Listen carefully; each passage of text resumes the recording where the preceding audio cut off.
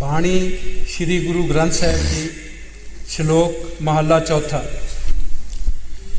जो निंदा करे सतगुर पूरे की, सो औखा जग में होया। जो निंदा करे सतगुर पूरे की, सो औखा जग में होया।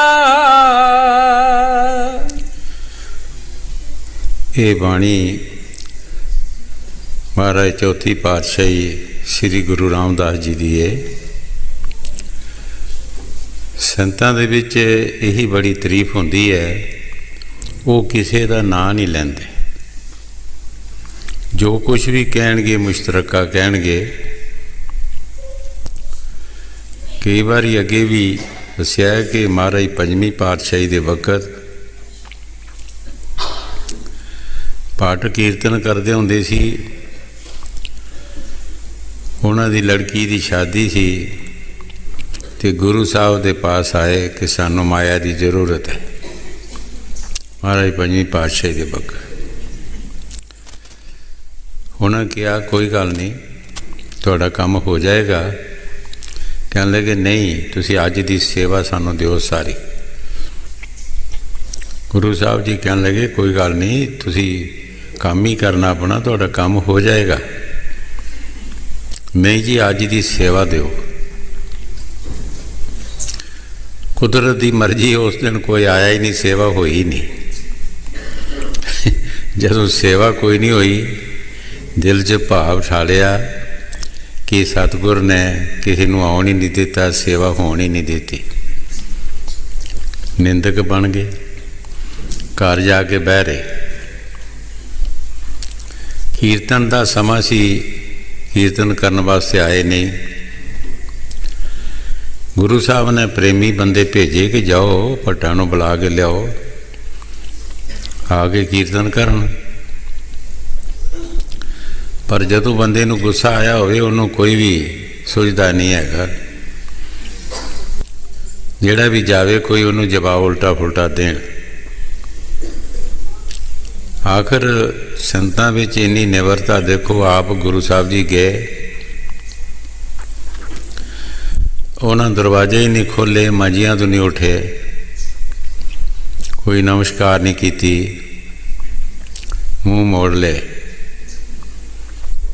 गुरु साहब ने फिर कहा कि हुण जिहड़ा भट्टां दी सिफारिश लैके आएगा, काला मूँह और जुतियां दा हार पाएगा तो वह आएगा सिफारिश लैके। कोड़ पै गया।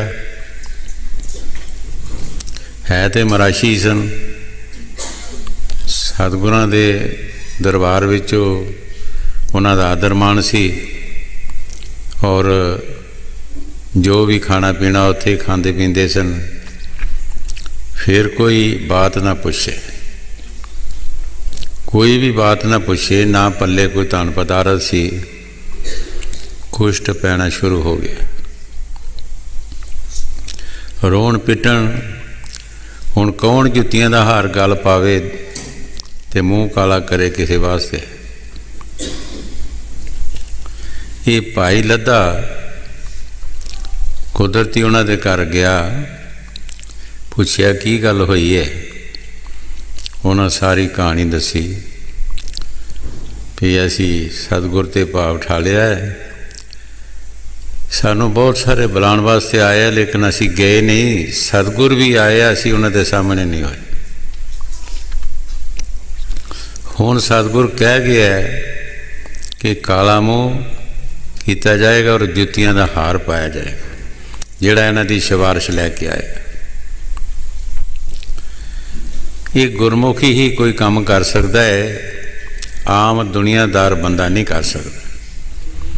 भाई लादे ने कहा चलो जे सतगुर इस गल नाल खुश हो जान तो तुसी तुहाड़ी कल्याण हो जाए तो मैं ये काम कर देना। ਕਾਲਾ ਮੂੰਹ ਕਰ ਲਿਆ, ਜੁੱਤੀਆਂ ਦਾ ਹਾਰ ਪਾ ਲਿਆ। ਤੀਜਾ ਨੰਬਰ ਇੱਕ ਹੋਰ ਇੱਕ ਗਧਾ ਲੈ ਕੇ ਉਹਦੇ ਉੱਤੇ ਚੜ੍ਹੇ, ਪੂਛ ਵੱਲ ਮੂੰਹ ਕਰ ਲਿਆ, ਮੂੰਹ ਵੱਲ ਪਿੱਠ ਕਰ ਲਈ। ਪਿੱਛੇ ਨਿਆਣੇ ਸਿਆਣੇ ਰੌਲਾ ਪਾਉਂਦੇ ਆਉਣ, ਕੋਤਲ ਜਿਹਾ ਬਣਿਆ ਡਿਜ਼ਾਈਨ ਜਿਹਾ ਉੱਤੇ। ਗੁਰੂ ਸਾਹਿਬ ਦੇ ਪੁੱਛਿਆ ਵੀ ਰੌਲਾ ਕਾਹਦਾ ਹੈ? ਕਿਸੇ ਨੇ ਕਿਹਾ ਜੀ ਭੱਟਾਂ ਦੀ ਸਿਫਾਰਿਸ਼ ਲੈ ਕੇ ਭਾਈ ਲੱਦਾ ਆ ਰਿਹਾ। ਤੇ ਕੀ ਹੋ ਇਹਦਾ ਰੌਲਾ ਕਿਉਂ ਹੈ? ਜੀ ਤੁਹਾਡੀ ਸ਼ਰਤ ਜਿਹੜੀ ਹੈ ਜੋ ਤੁਸੀਂ ਦੱਸਿਆ ਉਹ ਵੀ ਉਹਨਾਂ ਪੂਰੀ ਕੀਤੀ ਹੈ। ਤੀਸਰਾ ਨੰਬਰ ਹੋਰ ਉਹਨੇ ਇੱਕ ਗਧਾ ਲੈ ਕੇ ਤੇ ਗਧੇ ਦੇ ਮੂੰਹ ਵੱਲ ਪਿੱਠ ਕੀਤੀ ਹੈ ਤੇ ਪੂਛ ਵੱਲ ਉਹਨੇ ਮੂੰਹ ਕੀਤਾ ਹੈਗਾ, ਤੇ ਲੋਕ ਵੀ ਰੌਲਾ ਪਾਉਂਦੇ ਆਉਂਦੇ। ਗੁਰੂ ਸਾਹਿਬ ਜੀ ਉੱਠੇ ਤੇ ਕਹਿਣ ਲੱਗੇ, ਜਾਓ ਕਹੋ ਉਹਨੂੰ ਥੱਲੇ ਉਤਰ ਜਾ। ਨਵਾਲਿਆ ਧੋਲਿਆ, ਕਹਿਣ ਲੱਗੇ ਮਹਾਰਾਜ ਮਾਫੀ ਦਿਓ ਜੀ, ਭੁੱਲਣਹਾਰ ਹੈ, ਦਇਆ ਕਰੋ। ਗੁਰੂ ਸਾਹਿਬ ਜੀ ਕਹਿਣ ਲੱਗੇ ਇਹ ਜਿਸ ਤਰ੍ਹਾਂ ਇਹਨਾਂ ਨੇ ਨਿੰਦਿਆ ਕੀਤੀ ਹੈ ਪਹਿਲੀ ਪਾਤਸ਼ਾਹ ਤੋਂ ਲੈ ਕੇ ਪੰਜਵੀਂ ਤੱਕ, ਇਸੇ ਤਰ੍ਹਾਂ ਪਿੱਛੋਂ ਤੋਂ ਸ਼ੁਰੂ ਹੋਣ ਤੇ ਸ਼ੋਭਾ ਕਰਨਾ ਸ਼ੁਰੂ ਕਰਨ, ਤਾਰੀਫ ਕਰਨਾ ਸ਼ੁਰੂ ਕਰ ਦੇਣ, ਤੇ ਹੌਲੀ ਹੌਲੀ ਫਿਰ ਇਹਨਾਂ ਦਾ ਕੁਸ਼ਟ ਜਾਏਗਾ। ਇੱਦਾਂ ਨਹੀਂ ਜਾਣ ਲੱਗਾ, ਇਸ ਤਰ੍ਹਾਂ ਇਹਨਾਂ ਦਾ ਕੁਸ਼ਟ ਨਹੀਂ ਜਾਣ ਲੱਗਾ। ਇਹ ਜਿਸ ਤਰ੍ਹਾਂ ਇਹਨਾਂ ਨਿੰਦਿਆ ਕੀਤੀ ਹੈ ਇਸੇ ਤਰ੍ਹਾਂ ਉਸਤਤ ਕਰਨ। ਆਸਤੇ ਆਸਤੇ ਉਹਨਾਂ ਨੇ ਤਾਰੀਫ ਕਰਨਾ ਸ਼ੁਰੂ ਕਰ ਦਿੱਤੀ। ਫਿਰ ਉਹਨਾਂ ਦਾ ਕੋੜ ਗਿਆ। ਬਾਣੀ ਵਿੱਚ ਜੋ ਕੁਝ ਗੁਰੂ ਸਾਹਿਬ ਜੀ ਫਰਮਾਉਂਦੇ ਹੈ, ਕਿਉਂਕਿ ਸੰਤ ਸਾਨੂੰ ਬਚਾਉਂਦੇ ਹੈ, ਸਾਨੂੰ ਹਰ ਥਾਂ ਤੋਂ ਬਚਾਉਣ ਦੀ ਕੋਸ਼ਿਸ਼ ਕਰਦੇ ਹੈ। ਦੇਖੀ ਕਿਤੇ ਪੁਰਸ਼ਾ ਐਸਾ ਨਾ ਬਣ ਜਾਏ, ਕਿਤੇ ਨਿੰਦਕ ਨਾ ਬਣ ਜਾਏ, ਕਿਤੇ ਤੈਨੂੰ ਸਜ਼ਾ ਨਾ ਪਾਉਣਾ ਪਵੇ। ਕਿਸੇ ਬੰਦੇ ਦਾ ਨਾਂ ਨਹੀਂ ਲੈ ਰਹੇ, ਕਿਸੇ ਔਰਤ ਦਾ ਨਾਂ ਨਹੀਂ ਲੈ ਰਹੇ। ਜੋ ਦੱਸਿਆ ਹੈ, ਜੋ ਉਹਦੇ ਵਿੱਚ ਕੋਈ ਵੀ ਹੋ ਸਕਦਾ ਹੈ, ਪੁਰਸ਼ ਵੀ ਹੋ ਸਕਦਾ ਹੈ, ਇਸਤਰੀ ਵੀ ਹੋ ਸਕਦੀ ਹੈ। ਕੀ ਪਤਾ ਕੌਣ ਹੈ ਤੇ ਕੌਣ ਨਹੀਂ। ਲੇਕਿਨ ਗੁਰੂ ਸਾਹਿਬ ਜੀ ਫਰਮਾ ਰਹੇ ਹੋ ਜਗਤ ਵਿੱਚ ਔਖਾ ਹੋਏਗਾ, ਕੋਈ ਉਹਦੀ ਬਾਤ ਨਹੀਂ ਪੁੱਛੇਗਾ, ਦੁੱਖਾਂ ਦੇ ਦੁੱਖ ਆਉਣਾ ਸ਼ੁਰੂ ਹੋ ਜਾਣਗੇ। ਹਾਂਜੀ, ਜੋ ਨਿੰਦਾ ਕਰੇ ਸਤਿਗੁਰ ਪੂਰੇ ਕੀ, ਸੋ ਔਖਾ ਜਗ ਮੈਂ ਹੋਇਆ। ਨਰਕ ਘੋਰ ਦੁੱਖ ਖੂਹ ਹੈ, ਉਥੇ ਪਕੜਿਓ ਢੋਇਆ। ਗੁਰੂ ਸਾਹਿਬ ਜੀ ਬੜੇ ਪਿਆਰ ਦੇ ਨਾਲ ਫਰਮਾ ਰਹੇ ਹੈ, ਨਰਕ ਕੋਰ ਖੂਹ ਵਰਗੇ ਰਤ ਪਾਕ ਨਾਲ ਭਰੇ, ਉੱਥੇ ਜਾ ਕੇ ਇਹੋ ਜਿਹੇ ਜੀਵ ਨੂੰ ਸੁੱਟਦੇ। ਉੱਥੇ ਫਿਰ ਔਖਾ ਹੁੰਦਾ ਹੈ, ਰੋਂਦਾ ਹੈ, ਪਿੱਟਦਾ ਹੈ। ਕੌਣ ਬਾਤ ਪੁੱਛੇਗਾ? ਜਿਨ੍ਹਾਂ ਪਿੱਛੇ ਕਰਦਾ ਹੈ ਉਹ ਸਾਰੇ ਇੱਥੇ ਰਹਿ ਜਾਂਦੇ ਹੈ, ਉਹ ਕੋਈ ਵੀ ਮਦਦਗਾਰ ਨਹੀਂ ਬਣਦਾ। ਉੱਥੇ ਕੌਣ ਮਦਦਗਾਰ ਬਣੇਗਾ? ਗੁਰੂ ਸਾਹਿਬ ਜੀ ਜੋ ਬਾਣੀ 'ਚ ਫਰਮਾ ਰਹੇ ਠੀਕ ਫਰਮਾ ਰਹੇ ਹੈ, ਸਾਨੂੰ ਬੜੇ ਤਰੀਕੇ ਨਾਲ ਸਮਝਾ ਰਹੇ ਹੈ ਕਿ ਭਾਈ ਦੇਖੇ ਕਿਤੇ ਐਸਾ ਕਰਮ ਨਾ ਕਰਵੋ ਜਿਹੜਾ ਤੁਹਾਨੂੰ ਭੁਗਤਣਾ ਪਵੇ। ਹਾਂਜੀ, ਨਰਕ ਘੋਰ ਦੁੱਖ ਖੂਹ ਹੈ, ਉਥੇ ਪਕੜਿਓ ਢੋਇਆ। ਕੂਕ ਪੁਕਾਰ ਕੋ ਨਾ ਸੁਣੇ, ਉਹ ਔਖਾ ਹੋਏ ਹੋਏ ਰੋਇਆ। ਗੁਰੂ ਸਾਹਿਬ ਜੀ ਬੜੇ ਪਿਆਰ ਦੇ ਨਾਲ ਫਰਮਾ ਰਹੇ ਹੈ, ਕੋਈ ਉੱਥੇ ਕੂਕ ਫਰਿਆਦ ਨਹੀਂ ਸੁਣੇਗਾ। ਔਖਾ ਹੋਏਗਾ, ਰੋਏਗਾ, ਪਿੱਟੇਗਾ, ਕੌਣ ਫਰਿਆਦ ਸੁਣੇਗਾ? ਕੌਣ ਕਿਸੇ ਦਾ ਕਰਮ ਭੁਗਤਦਾ ਹੈ? ਇੱਥੇ ਆਪਣੇ ਆਪਣੇ ਨਹੀਂ ਮੁੱਕਦੇ, ਦੂਸਰੇ ਦਾ ਕੌਣ ਭੁਗਤੇਗਾ? ਕੌਣ ਕਿਸੇ ਦੇ ਥੱਲੇ ਜਾ ਕੇ ਉਹਦੇ ਕਰਮ ਦਾ ਹਾਮੀ ਬਣੇਗਾ। ਗੁਰੂ ਸਾਹਿਬ ਜੀ ਜੋ ਬਾਣੀ 'ਚ ਫਰਮਾ ਰਹੇ ਠੀਕ ਫਰਮਾ ਰਹੇ। ਹਾਂਜੀ। ਕੂਕ ਪੁਕਾਰੇ ਕੋ ਨਾ ਸੁਣੇ, ਓਏ ਔਖਾ ਹੋਏ ਹੋਏ ਰੋਇਆ, ਓ ਨਾ ਹਲਤ ਪਲਤ ਸਭ ਗਵਾਇਆ, ਲਾਹਾ ਮੂਲ ਸਭ ਖੋਇਆ। ਗੁਰੂ ਸਾਹਿਬ ਜੀ ਉਹਨਾਂ ਪੁਰਸ਼ਾਂ ਦੇ ਬਾਰੇ ਸਮਝਾ ਰਹੇ ਹੈ, ਉਹਨਾਂ ਦਾ ਨਾ ਇੱਥੇ ਕੁਝ ਬਣਿਆ ਨਾ ਅੱਗੇ ਬਣਿਆ, ਦੋਵੇਂ ਜਗ੍ਹਾ ਮੁੱਕ ਗਈਆਂ। ਨਾ ਇੱਥੇ ਕੋਈ ਆਦਰ ਮਾਣ ਹੈ ਨਾ ਦਰਗਾਹ ਵਿੱਚ ਹੈ। ਜੇ ਆਏ ਤੇ ਚਲਾ ਗਏ। 84 ਦੇ ਚੱਕਰ ਵਿੱਚੋਂ ਆਏ, ਮਨੁੱਖਾ ਜਨਮ ਮਿਲਿਆ, ਅਸੀਂ ਇੱਥੇ ਲਾਹ ਲੈਣਾ ਸੀ, ਅਸੀਂ ਮੂਲ ਵੀ ਗੁਆ ਕੇ ਚੱਲੇ ਹਾਂ। ਲਾਹ ਕੀ ਲੈਣਾ ਸੀ? ਅਸੀਂ ਮਨੁੱਖਾ ਜਨਮ ਦਾ ਫਾਇਦਾ ਇਹ ਲੈਣਾ ਸੀ ਕਿ ਭਜਨ ਸਿਮਰਨ ਕਰਕੇ ਸਾਧ ਸੰਗਤ ਦੀ ਸੇਵਾ ਕਰਕੇ ਅਸੀਂ ਆਪਣੀ ਮੁਕਤੀ ਕਰਾਉਣੀ ਸੀ। 84 ਦੇ ਚੱਕਰ ਵਿੱਚੋਂ ਨਿਕਲਣਾ ਸੀ। ਲੇਕਿਨ ਇਹ ਲਾਹ ਲੈਂਦਾ ਲੈਂਦਾ ਮੂਲ ਵੀ ਗੁਆ ਗਿਆ। ਪੱਠੇ ਦੀ ਖੋਤੀ ਪੱਠੇ 'ਤੇ ਜਾ ਖਲੋਤੀ। ਹਜ਼ੂਰ ਕਈ ਵਾਰ ਇੱਕ ਕੈਦੀ ਦੀ ਸਾਖੀ ਸੁਣਾਉਂਦੇ ਹੁੰਦੇ ਸੀ। ਕੋਈ ਕੈਦੀ ਦੀ ਕੈਦ ਪੂਰੀ ਹੋਈ, ਜਦੋਂ ਉਸ ਨੂੰ ਛੁੱਟੀ ਮਿਲੀ, ਉਸ ਨੇ ਆਪਣੇ ਦਰੋਗੀ ਨੇ ਕਿਹਾ ਕਿ ਮੇਰਾ ਬੋਰੀ ਬਿਸਤਰਾ ਤੁਸੀਂ ਇਕੱਠਾ ਨਹੀਂ ਕਰਨਾ।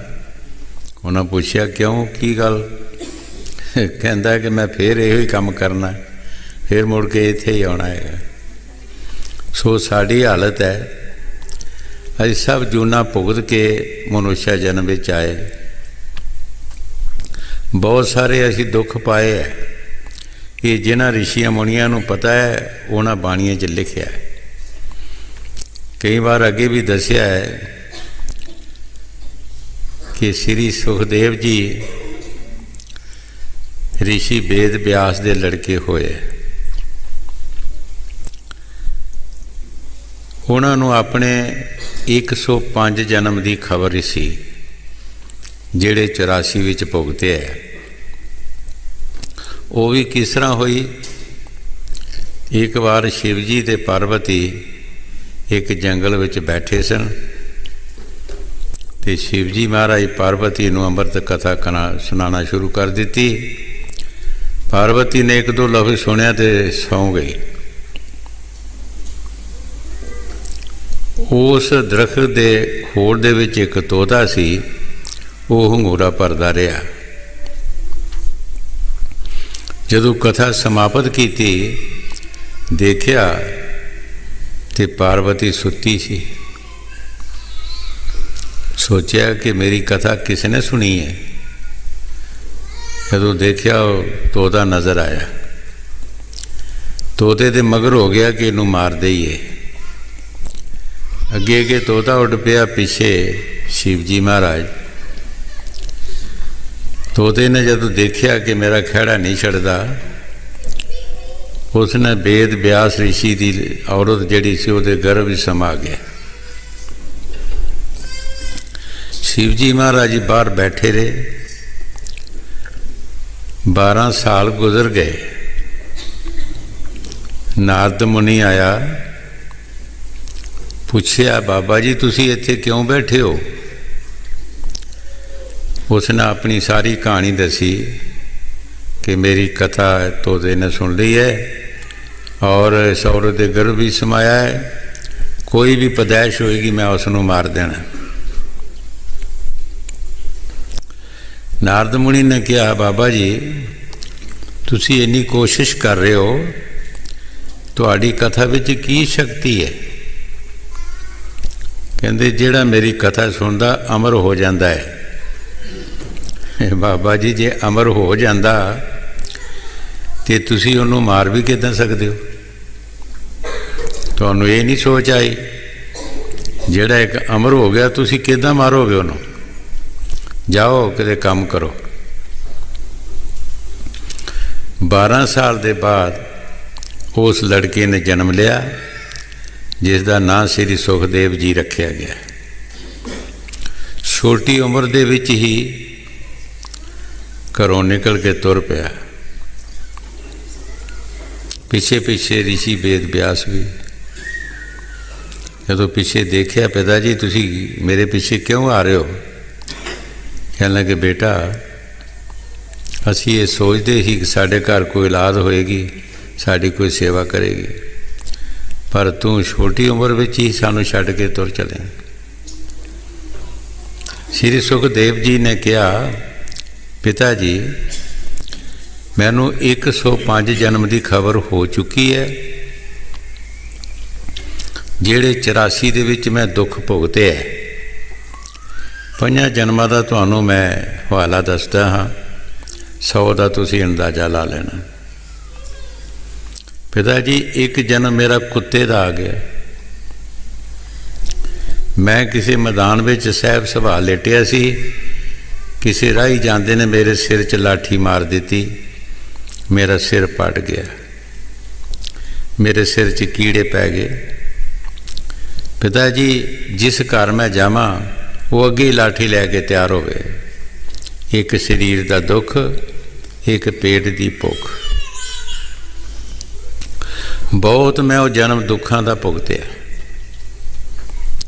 ਦੂਸਰਾ ਜਨਮ ਮੇਰਾ ਇੱਕ ਘੋੜੇ ਦਾ ਆ ਗਿਆ। ਘੋੜਾ ਮਰਾਸ਼ੀਆਂ ਨੇ ਖਰੀਦ ਲਿਆ, ਅਤੇ ਮਰਾਸ਼ੀ ਮੀਰਜ਼ਾਦੇ ਹੁੰਦੇ ਆ, ਪੱਠੇ ਪੁੱਠੇ ਕਿਸੇ ਪਾਣੇ ਨਹੀਂ, ਮੈਂ ਉਹਨੂੰ ਲਗਾਮ ਚਾੜਨੀ ਤੇ ਦਵਾੜਦਿਆਂ ਰਹਿਣਾ। ਉਹ ਵੀ ਜਨਮ ਮੇਰਾ ਬਹੁਤ ਔਖਾ ਭੁਗਤਿਆ। ਤੀਸਰਾ ਜਨਮ ਇੱਕ ਮੈਂ ਗਧੇ ਦਾ ਆ ਗਿਆ। ਉਹ ਗਧਾ ਜਿਹੜਾ ਸੀ ਧੋਬੀਏ ਨੇ ਖਰੀਦ ਲਿਆ, ਅਤੇ ਧੋਬੀ ਕੱਪੜਿਆਂ ਦੀ ਪੰਡ ਪਾਵੇ ਅਤੇ ਘਾਟ 'ਤੇ ਚਲਾ ਜਾਏ, ਘਾਟੋਂ ਘਰ ਆ ਜਾਏ। ਛੋਟਾ ਜਿਹਾ ਇੱਕ ਨਾਲਾ ਵਗਦਾ ਸੀ ਰਸਤੇ ਵਿੱਚ, ਬੱਦਲ ਆਉਣ ਕਾਰਨ ਉਹਦੇ ਵਿੱਚ ਜੇਲਣ ਆ ਗਈ। ਪਿਤਾ ਜੀ ਮੈਂ ਖੁੱਭ ਗਿਆ ਉਹਦੇ ਵਿੱਚ। ਮੇਰੇ ਮਾਲਕ ਨੇ ਮੈਨੂੰ ਬਹੁਤ ਮਾਰਿਆ, ਇੱਕ ਲੱਤ ਮੇਰੀ ਟੁੱਟ ਗਈ। ਮੈਨੂੰ ਦੇਖਿਆ ਬੇਕਾਰ, ਕੱਪੜੇ ਲੈ ਕੇ ਚਲਾ ਗਿਆ। ਮੈਂ ਉੱਥੇ ਹੀ ਖੁੱਭਾ ਰਿਹਾ। ਮੇਰਾ ਇੱਕ ਟਾਪੂ ਬਣ ਗਿਆ, ਜਿਹੜਾ ਵੀ ਲੰਘੇ ਮੇਰੇ 'ਤੇ ਪੈਰ ਰੱਖ ਕੇ ਲੰਘ ਜਾਏ। ਪਿਤਾ ਜੀ ਇੱਕ ਸਰੀਰ ਦੇ ਦੁੱਖ, ਇੱਕ ਪੇਟ ਦਾ ਭੁੱਖ। ਇਹ ਫਰੀਦ ਸਾਹਿਬ ਨੇ ਵੀ ਬਾਣੀ 'ਚ ਫਰਮਾਇਆ ਹੈ, ਫਰੀਦਾ ਮੌਤੋਂ ਭੁੱਖ ਬੁਰੀ, ਰਾਤੀ ਸੁੱਤੇ ਖਾ ਕੇ ਦਿਨੇ ਫੇਰ ਖੜੀ। ਮੌਤ ਇੱਕ ਵਾਰ ਹੁੰਦੀ ਹੈ, ਭੁੱਖ ਬਾਰੋਂ-ਬਾਰ ਸਤਾਉਂਦੀ ਹੈ। ਪਿਤਾ ਜੀ ਉਹ ਵੀ ਜਨਮ ਮੇਰਾ ਬਹੁਤ ਔਖਾ ਭੁਗਤੇ। ਚੌਥਾ ਜਨਮ ਇੱਕ ਛੋਟਾ ਜਿਹਾ ਕੀੜਾ ਹੁੰਦਾ ਪਿੱਛੂ, ਉਹਦਾ ਮੈਂ ਆ ਗਿਆ। ਗਰਮੀਆਂ ਦੇ ਦਿਨ ਸੀ, ਮੈਂ ਇੱਕ ਔਰਤ ਦੇ ਕੱਪੜਿਆਂ 'ਚ ਵੜ ਗਿਆ। ਉਹ ਆਪਣੇ ਪਤੀ ਨੂੰ ਰੋਟੀ ਲੈ ਕੇ ਬਾਹਰ ਜਾ ਰਹੇ ਸੀ। ਮੈਂ ਆਪਣੇ ਸੁਭਾਅ ਦੇ ਮੁਤਾਬਕ ਉਹਨੂੰ ਦੰਦੀ ਵੱਢੀ, ਉਸਨੇ ਖੁਰਕਿਆ ਅਤੇ ਪੋਟੇ ਜੜ ਗਿਆ। ਪਿਤਾ ਜੀ ਉਹ ਮੈਨੂੰ ਮਲੀ ਜਾਵੇ, ਨਾ ਛੱਡੇ ਨਾ ਮਾਰੇ। ਇੱਕ ਬਰੇਤੀ ਆਈ, ਅੱਗ ਵਰਗੀ ਤਪੀ ਹੋਈ ਸੀ, ਉਹਦੇ ਵਿੱਚ ਮੈਨੂੰ ਸੁੱਟ ਦਿੱਤਾ, ਔਰ ਧਾਨਾਂ ਦੀ ਤਰ੍ਹਾਂ ਮੈਂ ਪੁੱਜ ਗਿਆ ਉਹਦੇ ਵਿੱਚ। ਪਿਤਾ ਜੀ ਉਹ ਵੀ ਜਨਮ ਬਹੁਤ ਔਖਾ ਹੋਇਆ। ਪੰਜਵਾਂ ਜਨਮ ਮੇਰਾ ਬਿੱਲੀ ਦੇ ਘਰ ਆ ਗਿਆ। ਜਦੋਂ ਮੈਂ ਪੈਦਾ ਹੋਵਾਂ, ਬਾਹਰਲਾ ਬਿੱਲਾ ਆਵੇ, ਮੇਰਾ ਗਲਾ ਕੋਟੇ 'ਤੇ ਮਾਰ ਦੇਵੇ। ਪਿਤਾ ਜੀ ਇਹ 5 ਜਨਮ ਤੁਸੀਂ ਦੇਖ ਲਓ, ਮੈਂ 84 ਦੇ ਵਿੱਚ ਕਿਸ ਤਰ੍ਹਾਂ ਦੁੱਖ ਪਾਇਆ, ਔਰ 100 ਦਾ ਵੀ ਅੰਦਾਜ਼ਾ ਲਾ ਲਓ। ਜਿਹਨਾਂ ਰਿਸ਼ੀਆਂ ਮੁਨੀਆਂ ਫਕੀਰਾਂ ਨੇ ਦੇਖਿਆ ਸਭ ਕੁਝ, ਉਹ ਬਾਣੀ 'ਚ ਲਿਖਦੇ ਹੈ। ਉਹ ਸਾਡੇ ਵਾਸਤੇ ਇੱਕ ਭਾਈ ਦੇਖਿਓ, ਕਿਤੇ ਐਸ ਰਸਤੇ ਨਾ ਪੈ ਜਾ। ਇਹ ਰਸਤਾ ਬਹੁਤ ਮਾੜਾ ਹੈਗਾ, ਇੱਥੇ ਬਹੁਤ ਦੁੱਖ ਨੇ, ਲੇਕਿਨ ਅਸੀਂ ਸੰਤਾਂ ਦੀ ਬਾਣੀ ਆਪਣੇ ਕੰਨਾਂ 'ਚ ਨਹੀਂ ਪੈਣ ਦਿੰਦੇ, ਉਸ ਪਾਸੇ ਅਸੀਂ ਚੱਲਦੇ ਨਹੀਂ। ਸੰਤ ਸਾਨੂੰ ਬਚਾਉਂਦੇ ਹੈ, ਉਹ ਇਸੇ ਵਾਸਤੇ ਬਾਣੀ 'ਚ ਲਿਖਦੇ ਹੈ ਸਾਨੂੰ ਕੋਈ ਡਰ ਪੈ ਆ ਜਾਏ, ਦੁੱਖਾਂ ਕੋਲੋਂ ਡਰੀਏ। स्वामी जी महाराज जिस तरह बाणी जी फरमाया, मौत से डरते रहो दिन रात। ऐ इंसान तू मौत से दिन रात डरता रहो। की पता है तेरी कोई गिनती हैगी है, कोई लिखत पढ़त हैगी है तेरी? हर चीज़ की लिखत पढ़त है, इंसान की कोई लिखत पढ़त नहीं। महाराज नौवीं पातशाही अपनी बाणी 'च फरमाया है, चेतन है तो चेत ले निस दिन प्राणी, दिन दिन औद बिहाद है ज्यों फुटे घट पानी। देखो संतां दी बाणी सानू किस तरह समझाउंदी है। जिस तरह किसी घड़े नूं फुट हुंदा है, पानी दा भरिया हुंदा, आस्ते आस्ते आस्ते आस्ते उहदे विचों पानी निकल जाता है, घड़ा इस तरह पिया रहिंदा। इस तरह साडे विच जिहड़ी सुआसां दी पूंजी है आस्ते आस्ते मुक रही है, ये जा रही है। उस घड़े की तरह असी खाली होकर बह जाते हैं। गुरु साहब जी नौवीं पातशाही फरमा रहे है, चेतना है तो चेत ले निस दिन प्राणी, दिन दिन औद बिहाद है फुलटे घट ज्यों पानी।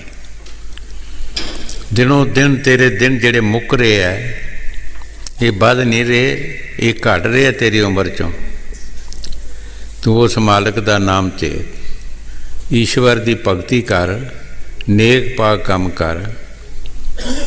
महाराज चौथी पातशाही सानू बाणी द्वारे देखो समझा रहे है, एक निंदक के बारे फरमा रहे है कि निंदक नूं कितनी सज़ा मिलती। असी बड़ा स्वाद लाते हाँ एक दूसरे की निंदा करके। कई कहते असी किहड़े करते असी सुनते सी, लेकिन हजूर फरमाउंदे हुंदे है कि सुनने वाला और करने वाला एको जिहा हुंदा।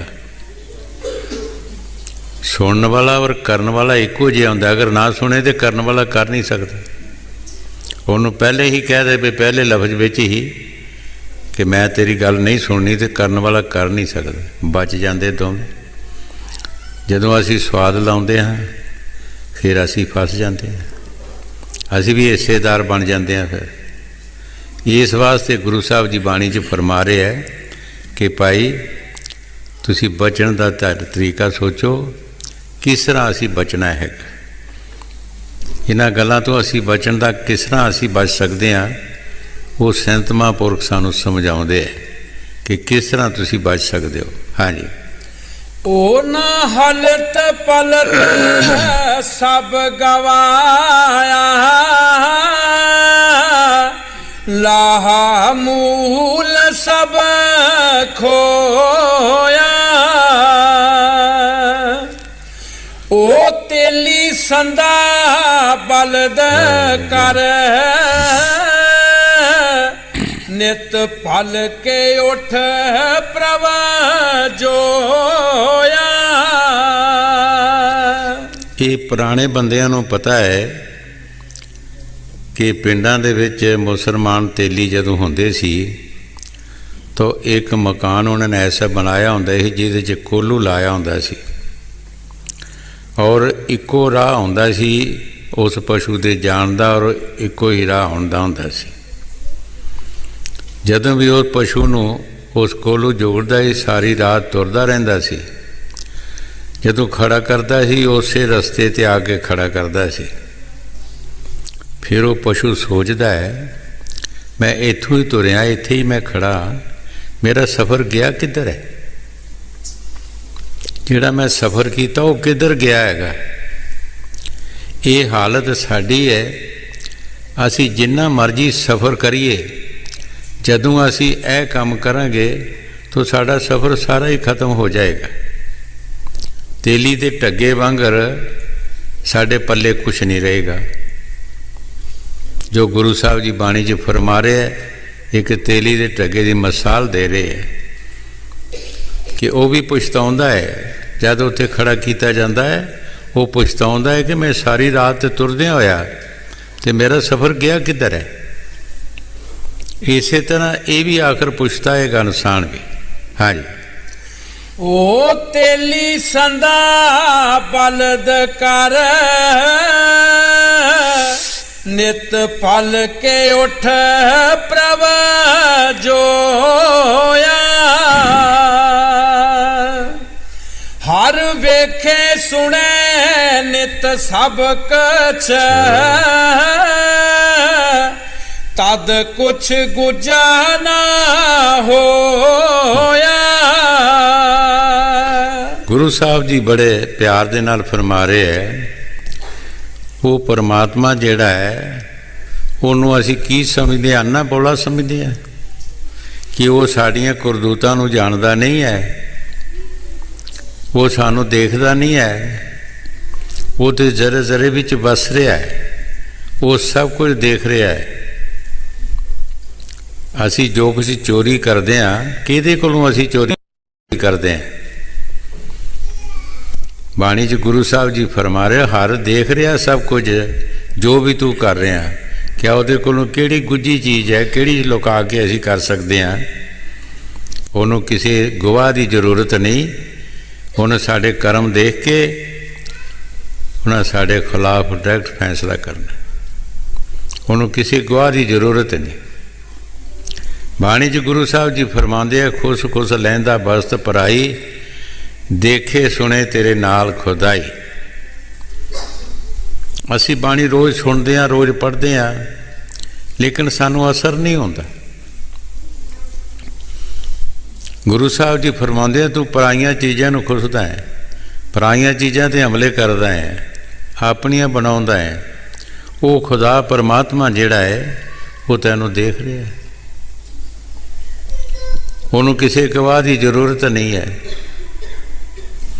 ਅਸੀਂ ਉਸ ਪਰਮਾਤਮਾ ਨੂੰ ਭੁੱਲ ਜਾਂਦੇ ਹਾਂ। ਅਸੀਂ ਕਹਿੰਦੇ ਸਾਨੂੰ ਕਿਹੜਾ ਕੋਈ ਦੇਖ ਰਿਹਾ ਹੈਗਾ? ਉਹ ਕਿਹੜਾ ਤਾਂ ਨਹੀਂ ਕੋਈ ਦੇਖ ਰਿਹਾ, ਉਹ ਤਾਂ ਦੇਖ ਰਿਹਾ ਜਿਹਨੇ ਪੈਦਾ ਕੀਤਾ ਹੈ, ਜਿਹਨੇ ਸਾਰਾ ਸੰਸਾਰ ਬਣਾਇਆ, ਉਹ ਤਾਂ ਸਭ ਕੁਝ ਦੇਖ ਰਿਹਾ ਹੈ। ਹਾਂਜੀ। ਹਰ ਵੇਖੇ ਸੁਣੇ ਨਿਤ ਸਭ ਕੇਛ ਤਦ ਕੁਛ ਗੁਜਾ ਨਾ ਹੋਇਆ।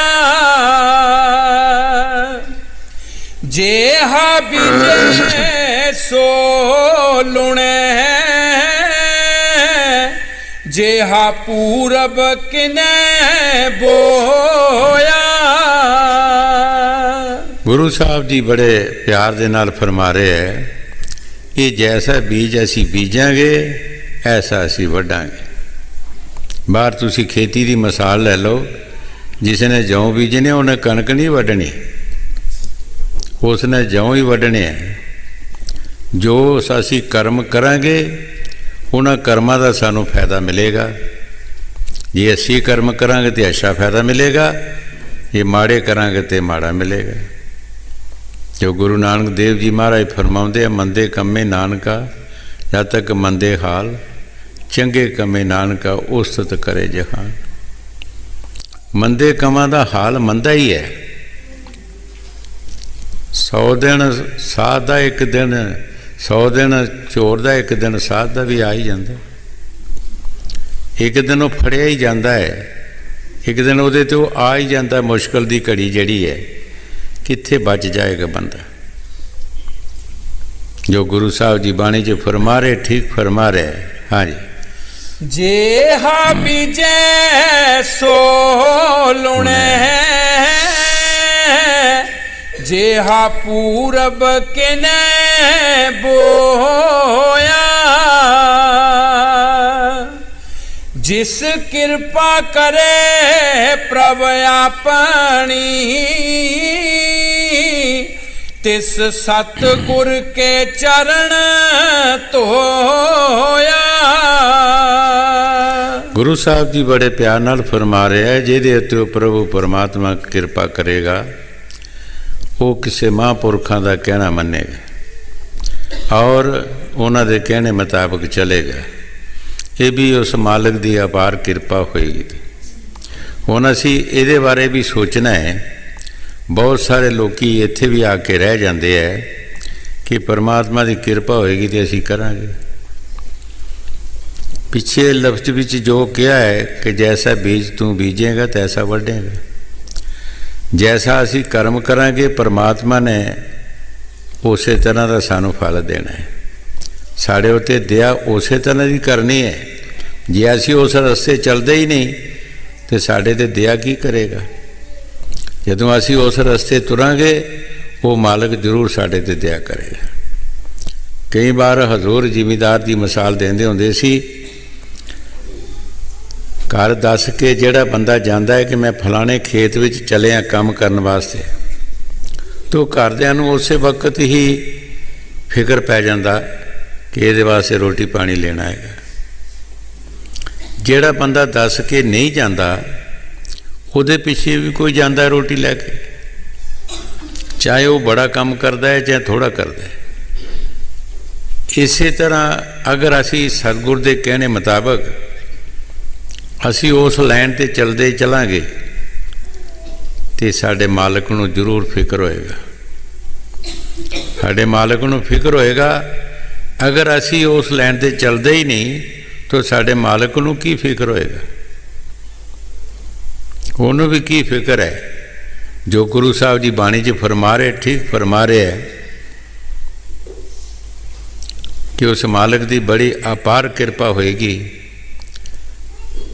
ਤੇ ਉਹ ਕਿਸੇ ਮਹਾਂਪੁਰਖਾਂ ਦਾ ਕਹਿਣਾ ਮੰਨੇਗਾ ਔਰ ਉਸ ਲਾਈਨ 'ਤੇ ਚੱਲਣ ਦੀ ਕੋਸ਼ਿਸ਼ ਕਰੇਗਾ।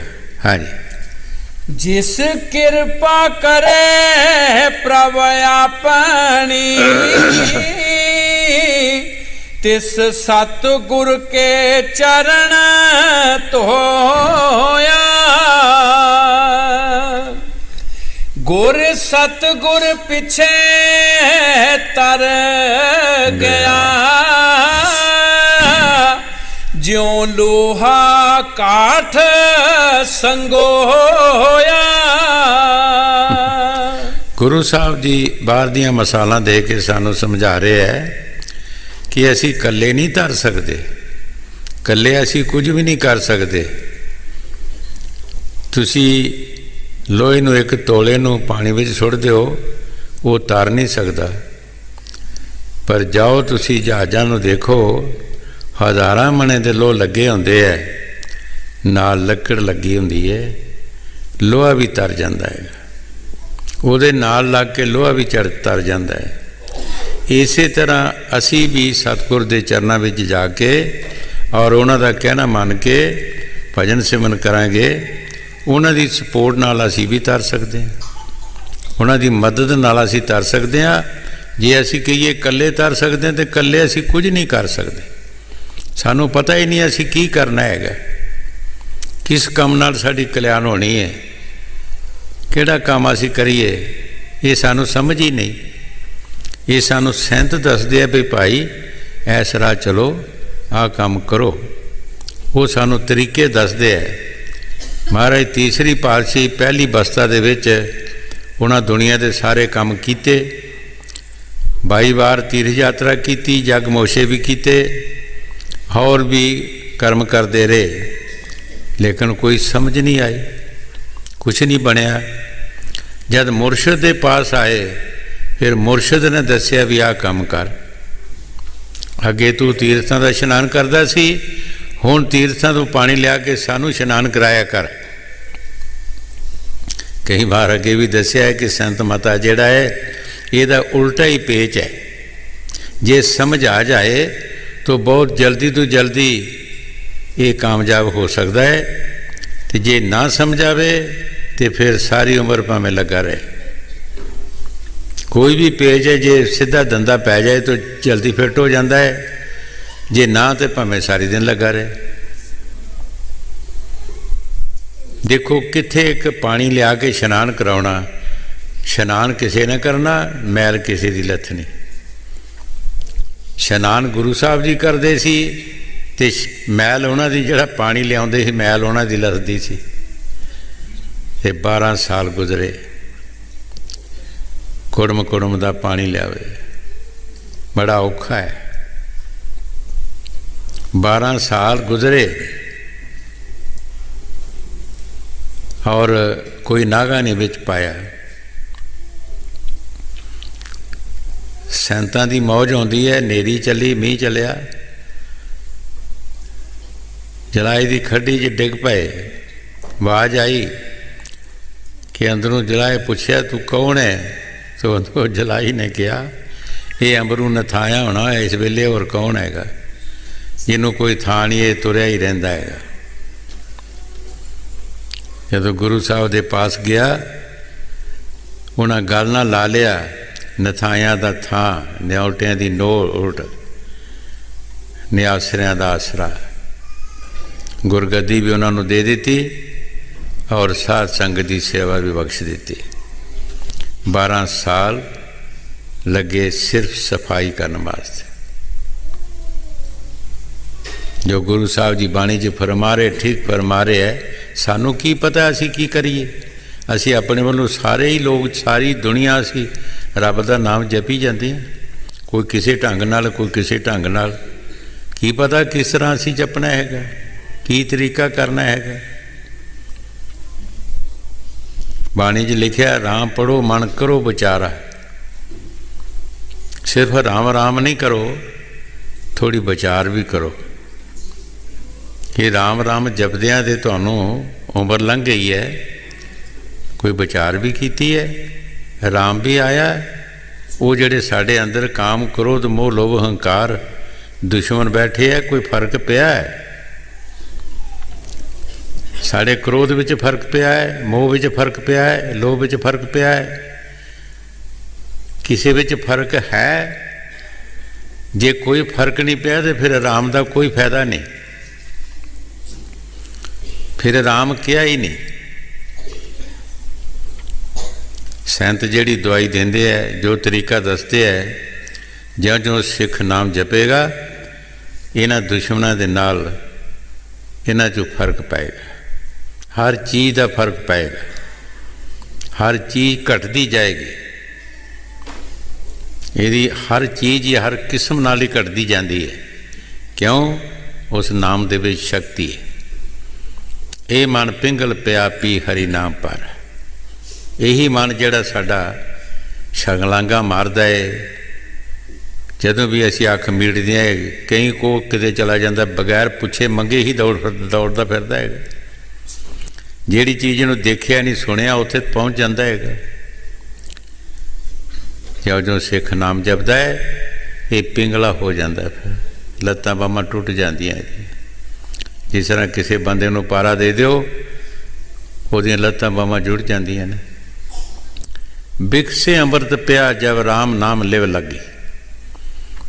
ਉਹ ਸਾਡੇ ਅੰਦਰ ਜਿਹੜੀ ਵਿਖਿਆ ਹੈ, ਉਹੀ ਅੰਮ੍ਰਿਤ ਬਣ ਜਾਂਦੀ ਹੈ, ਉਹ ਬਦਲ ਜਾਂਦੀ, ਹਰ ਚੀਜ਼ ਬਦਲ ਜਾਂਦੀ ਹੈ। ਪਰ ਨਾਮ ਦੇ ਨਾਲ, ਗੱਲਾਂ ਬਾਤਾਂ ਦਾ ਮਜਬੂਰ ਨਹੀਂ। ਇਹ ਕਹੇ ਕਿ ਗੱਲਾਂ ਨਾਲ ਬਦਲ ਜਾਵੇ, ਤੇ ਨਹੀਂ, ਗੱਲਾਂ ਨਾਲ ਨਹੀਂ ਬਦਲ ਸਕਦੀ। ਮਿਹਨਤ ਕਰਨਾ ਪੈਂਦੀ ਹੈ। ਕਈ ਵਾਰ ਅੱਗੇ ਵੀ ਦੱਸਿਆ ਹੈ ਕਿ ਕੋਈ ਜਿੰਨਾ ਮਰਜ਼ੀ ਭੈੜਾ ਬੰਦਾ ਹੈ, ਚੰਗੇ ਬੰਦੇ ਦੀ ਸੰਗਤ ਕਰਦਾ ਹੈ, ਤਾਂ ਆਸਤੇ ਆਸਤੇ ਉਹਦੇ ਵਿੱਚ ਚੰਗਿਆਈ ਆਉਣਾ ਸ਼ੁਰੂ ਹੋ ਜਾਂਦੀ ਹੈ। ਉਹਦੇ ਵਿੱਚ ਗੁਨਾਹ ਜਿਹੜੇ ਨੇ ਦੂਰ ਹੋਣਾ ਸ਼ੁਰੂ ਹੋ ਜਾਂਦੇ ਹੈ। ਉਹ ਵੀ ਇੱਕ ਦਿਨ ਚੰਗਾ ਬਣ ਜਾਂਦਾ, ਭਲਾ ਮਾਨਸ ਬਣ ਜਾਂਦਾ, ਸ਼ਰੀਫ ਬਣ ਜਾਂਦਾ ਹੈ। ਤੁਸੀਂ ਬਾਹਰ ਦਰਖਤਾਂ ਦੇ ਫਲਾਂ ਦਾ ਅੰਦਾਜ਼ਾ ਲਾਓ, ਉਹਨਾਂ ਵਿੱਚ ਮਠਿਆਸ ਕਿੱਦਾਂ ਆਉਂਦੀ ਹੈ? ਫਲ ਲੱਗਾ ਹੁੰਦਾ ਹੈ, ਕੋਈ ਵੀ ਫਲ ਹੈ, ਉਹਦੇ ਵਿੱਚ ਯਕਦਮ ਮਠਿਆਸ ਨਹੀਂ ਆ ਸਕਦੀ, ਟਾਈਮ ਲੱਗਦਾ ਹੈ। ਟਾਈਮ ਲੱਗਦਾ ਹੈ, ਆਸਤੇ ਆਸਤੇ ਉਸੇ ਦਰਖਤ ਦੇ ਨਾਲ ਜੁੜਿਆ ਰਹਿੰਦਾ ਹੈ ਔਰ ਉਹ ਮਿੱਠਾ ਹੋ ਜਾਂਦਾ ਹੈ। ਉਹ ਕਿਹੜੇ ਟੀਕੇ ਖੰਡ ਦੇ ਲੱਗਦੇ ਆ ਉਸ ਨੂੰ, ਉਹਦੀ ਕੜਵਤਨ ਜਾਂਦੀ ਰਹਿੰਦੀ ਹੈ ਔਰ ਉਹਦੇ ਅੰਦਰ ਮਠਿਆਸ ਆ ਜਾਂਦੀ ਹੈ।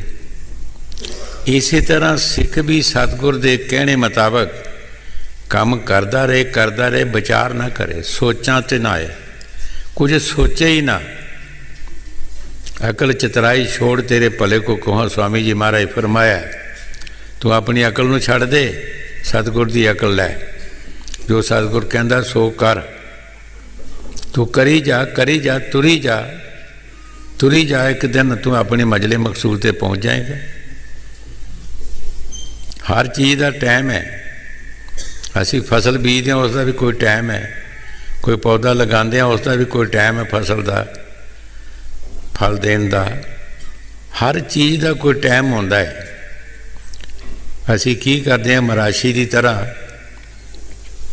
ਜਿਸ ਤਰ੍ਹਾਂ ਮਰਾਸ਼ੀ ਕਿਤੇ ਲੰਘਿਆ ਮਸੀਤ ਦੇ ਕੋਲੋਂ ਦੀ, ਅਤੇ ਕੁਰਾਨ ਸ਼ਰੀਫ ਪੜ੍ਹ ਰਿਹਾ ਸੀ ਮੌਲਵੀ, ਅਤੇ ਕੁਰਾਨ ਦੇ ਵਿੱਚ ਇਹ ਆਇਤ ਆਈ ਕਿ ਜਿਹੜੇ ਰੱਬ ਦੀ ਇਬਾਦਤ ਕਰਦੇ ਹੈ ਉਹਨਾਂ 'ਤੇ ਰੱਬ ਦਾ ਨੂਰ ਆਉਂਦਾ ਹੈ।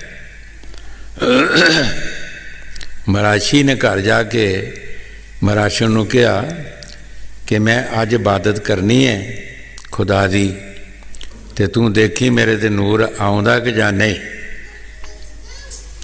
ਪਰ ਇੱਕ ਦਿਨ ਦਾ ਕੰਮ ਨਹੀਂ ਹੈ, ਪਿਛਲੇ ਅੰਦਰ ਚਲਾ ਗਿਆ। ਮੁਸਲਮਾਨਾਂ 'ਚ ਇਹ ਹੁੰਦਾ ਕਿ ਜੇ ਪਾਣੀ ਨਾ ਮਿਲੇ ਵੁਜ਼ੂ ਕਰਨ ਵਾਸਤੇ ਤਾਂ ਜ਼ਮੀਨ 'ਤੇ ਹੱਥ ਮਾਰ ਕੇ ਦੇ ਮਿੱਟੀ ਨਾਲ ਇੱਦਾਂ ਮੂੰਹ ਨੂੰ ਹੱਥਾਂ ਨੂੰ ਮਲ ਲੈਂਦੇ ਹੈਗੇ। ਅੰਦਰ ਕਿਤੇ ਪੁੱਠਾ ਤਵਾ ਪਿਆ ਸੀ, ਉਹਨਾਂ ਤਵੇ ਦੇ ਉੱਤੇ ਹੱਥ ਮਾਰੇ, ਮੂੰਹ ਨੂੰ ਮਲ ਲਿਆ, ਹੱਥਾਂ ਨੂੰ ਮਲ ਲਿਆ। ਨਮਾਜ਼ ਪੜ੍ਹੀ, ਨਮਾਜ਼ ਪੜ੍ਹ ਕੇ ਜਦੋਂ ਫਾਰਗ ਹੋਇਆ ਬਾਹਰ ਆਇਆ ਅਤੇ ਮਰਾਸ਼ਣ ਨੂੰ ਕਹਿੰਦਾ, ਮਰਾਸ਼ਣੇ ਦੇਖ ਮੇਰੇ 'ਤੇ ਰੱਬ ਦਾ ਨੂਰ ਆਇਆ ਕਿ ਨਹੀਂ। ਹੁਣ ਮਰਾਸ਼ਣ ਦੇਖ ਕੇ ਬੜੀ ਹੈਰਾਨ ਹੋਈ ਕਿ ਇਹ ਤਾਂ ਚੰਗਾ ਭਲਾ ਗਿਆ ਸੀ ਅੰਦਰ, ਅਤੇ ਕੀ ਹੋ ਗਿਆ ਹੈਗਾ। ਕਹਿਣ ਲੱਗੀ, ਮਰਾਸ਼ੀਆ ਜੇ ਰੱਬ ਦਾ ਨੂਰ ਹੈ ਸਫੇਦ ਜਾਂ ਲਾਲ ਅਤੇ ਫੇਰ ਤਾਂ ਨਹੀਂ ਆਇਆ, ਅਤੇ ਜੇ ਹੈ ਕਾਲਾ ਅਤੇ ਫਿਰ ਘਟਾ ਬਣ ਕੇ ਆ ਗਿਆ, ਫਿਰ ਫਰਕ ਵੀ ਕੋਈ ਨਹੀਂ ਰਿਹਾ। ਸਾਡੀ ਬੰਦਗੀ ਉਹ ਹੈ ਕਿ ਅਸੀਂ ਕਹਿੰਦੇ ਹਾਂ ਜਲਦੀ ਤੋਂ ਜਲਦੀ ਸਾਡੇ 'ਚੋਂ ਨੂਰ ਆ ਜਾਏ। ਭਾਈ ਉਸ ਨੂਰ ਦੇ ਆਉਣ ਵਾਸਤੇ ਕੋਈ ਟਾਈਮ ਹੈ, ਉਹ ਯਕਦਮ ਨਹੀਂ ਆ ਸਕਦਾ। ਅਸੀਂ ਲਗਾਤਾਰ ਚਲੇ ਰਹਾਂਗੇ।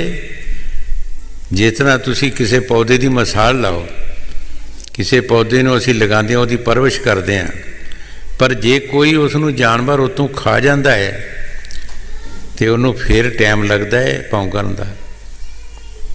ਇਸੇ ਤਰ੍ਹਾਂ ਅਸੀਂ ਵੀ ਭਗਤੀ ਕਰਦੇ ਹਾਂ, ਨਾਮ ਜਪਦੇ ਹਾਂ, ਅਗਰ ਸਾਡੇ ਦਿਲ 'ਚ ਕੋਈ ਭਾਵ ਜਾਂ ਗਲਤ ਕੋਈ ਆ ਜਾਂਦਾ ਹੈ ਅਤੇ ਸਾਡਾ ਵੀ ਪੌਦਾ ਖਾਧਾ ਜਾਂਦਾ, ਉੱਤੋਂ ਖਾਧਾ ਜਾਏਗਾ। ਅਸੀਂ ਕਈ ਮੀਲ ਪਿੱਛੇ ਚਲੇ ਜਾਵਾਂਗੇ, ਉਹ ਸਫ਼ਰ ਸਾਡਾ ਬਹੁਤ ਪਿੱਛੇ ਹੋ ਜਾਏਗਾ, ਸਾਡਾ ਸਫ਼ਰ ਅੱਗੇ ਨਹੀਂ ਹੋਏਗਾ। ਜਿਸ ਤਰ੍ਹਾਂ ਉਸ ਪੌਦੇ ਨੂੰ ਪੌਂਗਰਦਿਆਂ ਟਾਈਮ ਲੱਗਦਾ ਹੈ, ਇਸੇ ਤਰ੍ਹਾਂ ਮੁੜ ਕੇ ਸਾਨੂੰ ਉਸ ਜਗ੍ਹਾ 'ਤੇ ਆਉਣ ਵਾਸਤੇ ਟਾਈਮ ਲੱਗਦਾ ਹੈ। ਇਸ ਵਾਸਤੇ ਸੰਤ ਸਾਨੂੰ ਜਿਹੜੇ ਨੁਕਤੇ ਦੱਸਦੇ ਆ, ਇਹ ਸੰਤ ਮਹਾਂਪੁਰਖ ਜਿਹਨਾਂ ਨਾਮ ਜਪਿਆ ਉਹੀ ਸਾਨੂੰ ਦੱਸ ਸਕਦੇ ਆ, ਹੋਰ ਨਹੀਂ ਕੋਈ ਦੱਸ ਸਕਦਾ, ਹੋਰ ਕਿਸੇ ਨੂੰ ਪਤਾ ਹੀ ਨਹੀਂ।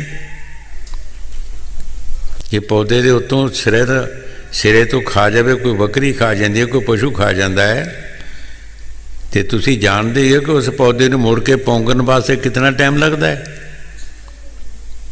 ਅਤੇ ਕਬੀਰ ਸਾਹਿਬ ਜੀ ਮਹਾਰਾਜ ਫਰਮਾਉਂਦੇ ਹੈ, ਸਤ ਗਿਆ ਤੋ ਕਿਆ ਰਿਹਾ, ਸੀਲ ਗਿਆ ਸਭ ਝਾੜ, ਭਗਤੀ ਖੇਤ ਕੈਸੇ ਬਚੇ ਜਬ ਟੁੱਟ ਗਈ ਹੈ ਬਾੜ। ਇਸ ਦਾ ਕਿਹੜਾ ਉਹ ਪੌਦਾ ਖਾਧਾ ਜਾਣਾ ਹੈ, ਉਹ ਸਤ ਜਿਹੜਾ। ਜਦੋਂ ਸਤ ਗਿਆ ਅਤੇ ਕੁਛ ਵੀ ਨਹੀਂ ਇਹਦੇ ਪੱਲੇ ਰਿਹਾ। ਫਿਰ ਉਹ ਭਗਤੀ ਖੇਤ ਜਿਹੜਾ, ਉਹ ਚੋਰ ਖਾ ਗਏ, ਕਾਮ ਕ੍ਰੋਧ ਮੋਹ ਲੋਭ ਹੰਕਾਰ ਜਿਹੜੇ।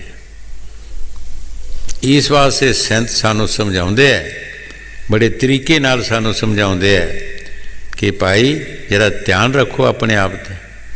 ਚਾਰ ਚਬੱਖੇ ਚੋਰ ਬੈਠੇ ਹੈ। ਇੱਕ ਫਕੀਰ ਨੇ ਬੜੀ ਸੋਹਣੀ ਗਜ਼ਲ ਕਹੀ ਹੈ, ਇੱਥੋਂ ਉੱਡ ਜਾ ਭੋਲਿਆ ਪੈਂਛੀਆ, ਲੈ ਤੂੰ ਆਪਣੀ ਜਾਨ ਬਚਾ, ਇੱਥੇ ਡਾਕੇ ਪੈਣ ਦੁਪਹਿਰ ਨੂੰ ਤੇਰਾ ਦੇਣਗੇ ਆਲੜਾ ਢਾ, ਇੱਥੇ ਘਰ ਘਰ ਫਾਈਆਂ ਗੱਡੀਆਂ ਤੈਨੂੰ ਦੇਣਗੇ ਫਾਇਲਾ। ਇੱਥੋਂ ਉੱਡ ਜਾ ਭੋਲਿਆ ਪੈਂਛੀਆ, ਲੈ ਤੂੰ ਆਪਣੀ ਜਾਨ ਬਚਾ। ਭੋਲਾ ਪੈਂਛੀ ਕਿਹੜਾ ਹੈ? ਸਾਡੇ ਆਤਮਾ ਜਿਹੜੀ ਹੈ, ਰੂਹ ਸਾਡੇ ਵਿੱਚ। ਦੁਪਹਿਰ ਕਿਹੜੀ ਹੈ? ਇਹਦੀ ਜੋਬਨ ਬਸਤਾ। ਡਾਕੇ ਕੌਣ ਮਾਰਦੇ ਆ? ਕਾਮ ਕ੍ਰੋਧ ਮੋਹ ਲੋਭ ਹੰਕਾਰ। ਇਹਦੇ ਸਰੀਰ ਆਲੜੇ ਨੂੰ ਤੁੰਬ ਦਿੰਦੇ ਹੈ। ਜਿੱਦਾਂ ਕਿਸੇ ਦੇ ਜਾਨਵਰ ਦੇ ਆਲੜੇ ਨੂੰ ਕੋਈ ਤੁੰਬ ਦਿੰਦਾ ਹੈ, ਖਰਾਬ ਕਰ ਦਿੰਦਾ ਹੈ, ਇਸੇ ਤਰ੍ਹਾਂ ਇਹਦਾ ਸਰੀਰ ਅਰੜਾ ਜਿਹੜਾ ਤੁੰਬਿਆ ਜਾਂਦਾ। ਔਰ ਕਿਸੇ ਪਾਸੇ ਵੀ ਇਹ ਮੂੰਹ ਕਰੇਗਾ ਉਧਰ ਹੀ ਇਹਦੇ ਵਾਸਤੇ ਫਾਈ ਲੱਗੀ ਹੋਵੇਗੀ। ਕੋਈ ਵੀ ਸਾਨੂੰ ਸੱਜਣ ਨਹੀਂ ਐਸਾ ਮਿਲਦਾ ਜਿਹੜਾ ਸਾਨੂੰ ਨਾਮ ਜਪਣ ਦੀ ਮਦਦ ਦੇਗਾ, ਕੋਈ ਸਾਨੂੰ ਪ੍ਰੇਰਨਾ ਦੇਗਾ, ਕੋਈ ਸਾਡੇ ਨਾਲ ਸੰਯੋਗ ਦੇ ਕਰੇਗਾ, ਕੋਈ ਵੀ ਤੂੰ ਨਾਮ ਜਪ, ਸਾਨੂੰ ਕੋਈ ਮਦਦ ਦੇਗਾ, ਬਿਲਕੁਲ ਕੋਈ ਨਹੀਂ। ਨਾ ਕੋਈ ਭੈਣ, ਨਾ ਭਰਾ, ਨਾ ਸੱਜਣ, ਨਾ ਮਿੱਤਰ, ਕੋਈ ਵੀ ਨਹੀਂ ਮਦਦ ਦੇ ਸਕਦਾ। ਗੁਰੂ ਨਾਨਕ ਦੇਵ ਜੀ ਕਿੱਡੀ ਵੱਡੀ ਹਸਤੀ ਹੋਈ ਹੈ, ਲੇਕਿਨ ਮਹਿਤੇ ਕਾਲੂ ਨੇ ਸਮਝਿਆ ਹੀ ਨਹੀਂ। ਲਾਲੂ ਉਹਨਾਂ ਦਾ ਚਾਚਾ, ਉਹਨਾਂ ਵੀ ਸਮਝਿਆ ਨਹੀਂ। ਸਿਰਫ ਇੱਕ ਬੇਬੇ ਨਾਨਕੀ ਨੇ ਉਹਨਾਂ ਨੂੰ ਸਮਝਿਆ ਸੀ, ਸੰਤ ਬਾਕੀ ਨਹੀਂ ਕਿਸੇ ਸਮਝਿਆ। ਬਾਕੀ ਗੁਰੂ ਸਾਹਿਬ ਜੀ ਨੇ ਫਰਮਾਇਆ ਬਾਣੀ ਦੇ ਵਿੱਚ ਕਿ ਚਾਰ ਨਾਤੇ ਜਿਹੜੇ ਸਾਧੂ ਦੇ ਰਹਿ ਜਾਂਦੇ ਹੈ, ਦਾਦਕੀਏ, ਨਾਨਕੀਏ, ਸਹੁਰੀਏ, ਲੰਗੋਟੀਏ, ਯਾਰ। ਘਰ ਵਾਲੇ ਕਹਿੰਦੇ ਸਾਡਾ ਮੁੰਡਾ ਹੈ, ਨਾਨਕੀਏ ਕਹਿੰਦੇ ਦੋਤਰਾ ਹੈ, ਜਿਹੜੇ ਦੋਸਤ ਹੁੰਦੇ ਛੋਟੀ ਉਮਰ ਦੇ ਦੋਸਤ ਕਹਿੰਦੇ ਹੈ। ਇਸੇ ਤਰ੍ਹਾਂ ਹੀ ਉਹ ਵੱਖਰੇ ਵੱਖਰੇ ਨਾਤੇ ਸਮਝ ਲੈਂਦੇ ਹੈ, ਸਾਧੂ ਨਹੀਂ ਸਮਝਦੇ, ਉਹ ਰਹਿ ਜਾਂਦੇ ਹੈ।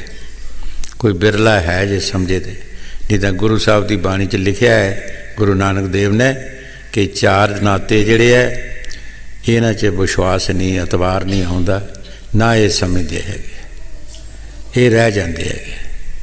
ਔਰ ਹੈ ਵੀ ਠੀਕ ਹੈ। ਜਦੋਂ 20 ਰੁਪਈਏ ਦਿੱਤੇ ਹੈ ਗੁਰੂ ਨਾਨਕ ਦੇਵ ਨੂੰ ਕਿ ਜਾ ਕੋਈ ਖਰਾ ਸੌਦਾ ਕਰਕੇ ਆ, ਕਿਉਂਕਿ ਦਾਸ ਰਹਿੰਦੇ ਸੀ, ਕੰਮ ਕੋਈ ਕਰਦੇ ਨਹੀਂ ਸਨ। ਬਾਹਰ ਦੇਖਿਆ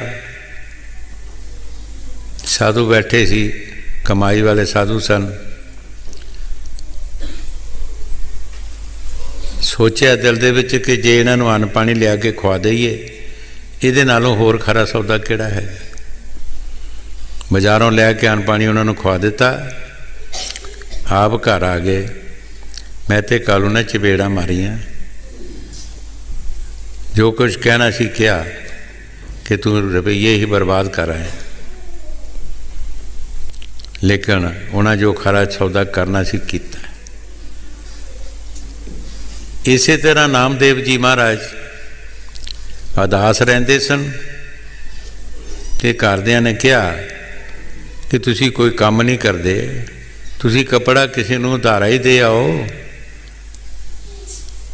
ਕਹਿਣ ਲੱਗੇ ਚਲੋ, ਕੱਪੜਿਆਂ ਦੀ ਪੰਡ ਪਾਈ, ਕਿਸੇ ਖਾਡੇ 'ਚ ਚਲਾ ਗਏ।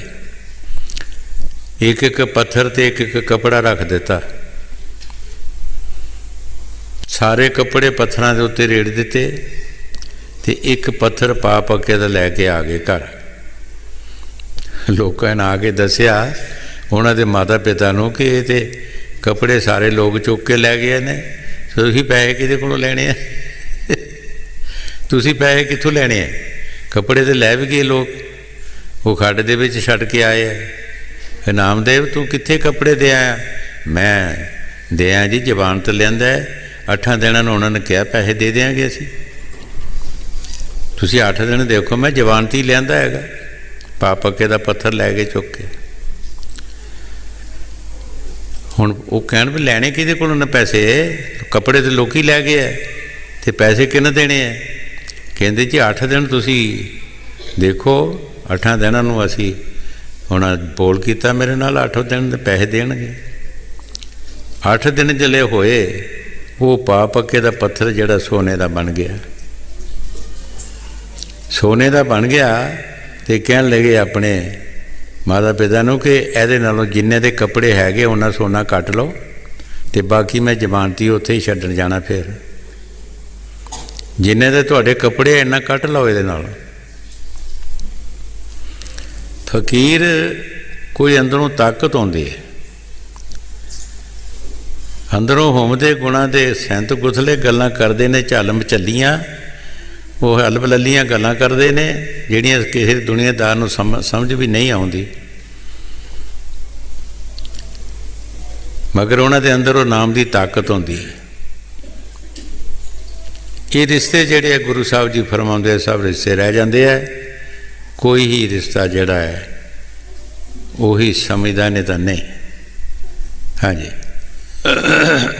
सतगुर पिछे तर गया, ज्यों लोहा काठ संगोया। जन नानक नाम ध्याए तू, जप हर हर नाम सुख होया। ਗੁਰੂ ਸਾਹਿਬ ਜੀ ਬੜੇ ਪਿਆਰ ਦੇ ਨਾਲ ਫਰਮਾ ਰਹੇ ਹੈ ਕਿ ਅਗਰ ਤੂੰ ਸੁਖ ਲੈਣਾ ਹੈ ਤੇ ਭਾਈ ਨਾਮ ਦੇ ਵਿੱਚੋਂ ਮਿਲਣਾ ਹੈ, ਹੋਰ ਕਿਤੇ ਤੈਨੂੰ ਸੁਖ ਨਹੀਂ ਮਿਲ ਸਕਦਾ। ਹੋਰ ਅਸੀਂ ਦੁਨੀਆ ਦੀ ਮਿਸਾਲ ਲਾਓ, ਤੁਸੀਂ ਦੇਖੋ ਦੁਨੀਆ ਦੇ ਵਿੱਚ ਬੜੇ ਬੜੇ ਅਰਬਾਂ ਪਤੇ ਵੀ ਸ਼ਾਹੂਕਾਰ ਰਾਜੇ ਮਹਾਰਾਜੇ ਹੋਏ, ਔਰ ਦੁਨੀਆਦਾਰ ਬੜੇ ਲੈਣ ਲਾਟ ਅਮੀਰ ਹੋਏ। ਕਿਸੇ ਨੂੰ ਪੁੱਛੋ ਤੁਸੀਂ ਸੁਖ ਹੈ? ਗੁਰੂ ਨਾਨਕ ਦੇਵ ਜੀ ਮਹਾਰਾਜ ਇੱਕ ਸ਼ਹਿਰ ਦੇ ਵਿੱਚੋਂ ਲੰਘੇ ਤੇ ਮਰਦਾਨੇ ਨੇ ਕਿਹਾ, ਬਾਹਰ ਜਾ ਕੇ ਡੇਰਾ ਲਾ ਲਿਆ। ਮਰਦਾਨੇ ਨੇ ਕਿਹਾ, ਸੱਚੇ ਪਾਤਸ਼ਾਹ ਇਹ ਲੋਕ ਬੜੇ ਸੁਖੀਏ ਨੇ ਤੇ ਸੰਤਾਂ ਨੂੰ ਪਤਾ ਹੁੰਦਾ ਹੈ ਸਾਡੇ ਸੁੱਖ ਦਾ। ਬਾਹਰ ਜਾ ਕੇ ਡੇਰਾ ਲਾ ਲਿਆ। ਮਰਦਾਨੇ ਨੂੰ ਕਿਹਾ, ਮਰਦਾਨਿਆ ਜਾ ਕੋਈ ਆਪਣੇ ਸੁਖੀਆ ਦੇਖ ਕੇ ਲਿਆ, ਜਿਹਨੂੰ ਤੂੰ ਸੁਖੀਆ ਸਮਝਦਾ ਉਹਨੂੰ ਲਿਆ। ਮਰਦਾਨਾ ਸ਼ਹਿਰ ਵਿੱਚ ਆ ਗਿਆ। ਇੱਕ ਦੁਕਾਨਦਾਰ ਨੂੰ ਦੇਖਿਆ, ਨੌਕਰ ਚਾਕਰ ਕੰਮ ਕਰ ਰਹੇ ਸੀ, ਉਹ ਆਪਣੀ ਗੱਦੀ 'ਤੇ ਬੈਠਿਆ ਸੀ। ਕਹਿਣ ਲੱਗੇ, ਸ਼ਾਹ ਜੀ ਮੇਰੇ ਸਤਿਗੁਰੂ ਤੁਹਾਨੂੰ ਬੁਲਾਉਂਦੇ ਹੈ। ਪੁੱਛਿਆ ਕਿਉਂ ਬੁਲਾਉਂਦੇ ਹੈ? ਕਿ ਮੈਂ ਉਹਨਾਂ ਨੂੰ ਕਿਹਾ ਕਿ ਸ਼ਹਿਰ ਦੇ ਲੋਕ ਬੜੇ ਸੁਖੀਏ ਨੇ ਤੇ ਮੈਂ ਤੁਹਾਨੂੰ ਉਹਨਾਂ ਕਿਹਾ ਜਾਓ ਕੋਈ ਸੁਖੀਆ ਲਿਆ, ਮੈਂ ਤੁਹਾਨੂੰ ਸੁਖੀਆ ਸਮਝਦਾ। ਪਰ ਉਹ ਸਭ ਤੋਂ ਦੁਖੀਆ ਸੀ, ਉਹ ਸਭ ਤੋਂ ਜ਼ਿਆਦਾ ਦੁਖੀਆ ਸੀ। ਚਲਾ ਗਏ, ਗੁਰੂ ਸਾਹਿਬ ਦੇ ਪਾਸ ਜਾ ਕੇ ਬੈਠ ਗਏ। ਪੁੱਛਿਆ ਗੁਰੂ ਸਾਹਿਬ ਨੇ, ਸ਼ਾਹ ਜੀ ਕੀ ਤੁਸੀਂ ਸੁਖੀ ਹੋ? ਕਹਿੰਦਾ ਜੀ ਨਹੀਂ, ਮੇਰੇ ਵਰਗਾ ਸ਼ਾਇਦ ਦੁਨੀਆ 'ਚ ਕੋਈ ਦੁਖੀਆ ਹੋਵੇ ਜਾਂ ਨਾ ਹੋਵੇ। ਕਹਿਣ ਲੱਗੇ ਕੀ ਦੁੱਖ ਹੈ ਤੁਹਾਨੂੰ? ਮਰਦਾਨੇ ਦਾ ਭਰਮ ਗਵਾਣਾ ਸੀ। ਮਹਾਰਾਜ ਇੱਕ ਵਾਰ ਮੇਰੀ ਔਰਤ ਜਿਹੜੀ ਹੈ ਉਹ ਬਿਮਾਰ ਹੋ ਗਈ। ਜਦੋਂ ਬਿਮਾਰ ਹੋ ਗਈ ਮੈਂ ਉਹਦੇ ਮੂੰਹ ਵਿੱਚ ਰੋਣ ਲੱਗਾ। ਕਹਿਣ ਲੱਗੀ, ਸ਼ਾਹ ਜੀ ਤੁਹਾਡੇ ਪਾਸ ਮਾਇਆ ਬਹੁਤ ਹੈ, ਤੁਸੀਂ ਹੋਰ ਸ਼ਾਦੀ ਕਰ ਲੈਣੀ ਹੈ। ਮੈਂ ਉਸ ਨੂੰ ਕਿਹਾ ਕਿ ਨਹੀਂ, ਮੈਂ ਸ਼ਾਦੀ ਨਹੀਂ ਕਰਨੀ। ਉਸਨੇ ਕਿਹਾ ਕਿ ਮੈਨੂੰ ਕੀ ਗਰੰਟੀ ਹੈ? ਮਹਾਰਾਜ ਮੈਂ ਉਹਦੇ ਮੂੰਹ ਦੇ ਵਿੱਚ ਆਪਣੀ ਖੁਦਕਸ਼ੀ ਕਰ ਦਿੱਤੀ। ਉਹ ਮੇਰੀ ਔਰਤ ਨੌਜਵਾਨ ਸੀ, ਹੁੰਦੀ ਹੁੰਦੀ ਰਾਜੀ ਹੋ ਗਈ। ਮਹਾਂਪੁਰਖੋ ਹੁਣ ਤੁਰੀ ਫਿਰਦੀ ਹੈ ਮੇਰੇ ਨੌਕਰਾਂ ਚਾਕਰਾਂ ਨਾਲ, ਮੈਨੂੰ ਜ਼ਮੀਨ ਬੇਲ ਨਹੀਂ ਦਿੰਦੀ ਕਿ ਮੈਂ ਕਿਤੇ ਲੁਕ ਜਾਵਾਂ। ਮੈਂ ਇਤਨਾ ਦੁਖੀ ਹਾਂ ਕਿ ਸ਼ਾਇਦ ਇਤਨਾ ਦੁਖੀ ਕੋਈ ਹੋਵੇ ਜਾਂ ਨਾ ਹੋਵੇ। ਮਰਦਾਨੇ ਨੂੰ ਕਿਹਾ, ਮਰਦਾਨਿਆ ਇਹ ਤਾਂ ਤੂੰ ਸੁਖੀਆ ਲਿਆਂਦਾ ਹੈ, ਤੇ ਜੇ ਦੁਖੀਆ ਲੈਂਗਾ ਫਿਰ ਉਹਦੇ 'ਚੋਂ ਕੀ ਨਿਕਲੇਗਾ? ਨਾਨਕ ਦੁਖੀਆ ਸਭ ਸੰਸਾਰ, ਸੋ ਸੁਖੀਆ ਜੋ ਨਾਮ ਹੁਦਾਰ। ਮਰਦਾਨਿਆ ਇੱਥੇ ਸੰਸਾਰ ਦੇ ਵਿੱਚ ਕੋਈ ਸੁਖੀਆ ਨਹੀਂ ਜੀ। ਕੌਣ ਸੁਖੀ ਹੈ? ਜੋ ਨਾਮ ਜਪਦਾ ਹੈ। ਜਿਹੜਾ ਨਾਮ ਜਪ ਲਏਗਾ ਉਹ ਕੇ ਸੁਖ ਲੈ ਲਏਗਾ, ਬਾਕੀ ਨਹੀਂ। ਬਾਕੀ ਸੁਖ ਦਾ ਨਾਮੋ ਨਿਸ਼ਾਨ ਹੀ ਨਹੀਂ ਹੈਗਾ। ਕੋਈ ਨਾ ਕੋਈ ਦੁੱਖ ਹਰ ਬੰਦੇ ਨੂੰ ਲੱਗਾ ਹੁੰਦਾ ਹੈਗਾ। ਹਾਂਜੀ। ਜਨ ਨਾਨਕ ਨਾਮ ਧਿਆਏ ਜਪ ਹਰ ਹਰ ਨਾਮ ਸੁਖ ਹੋਇਆ।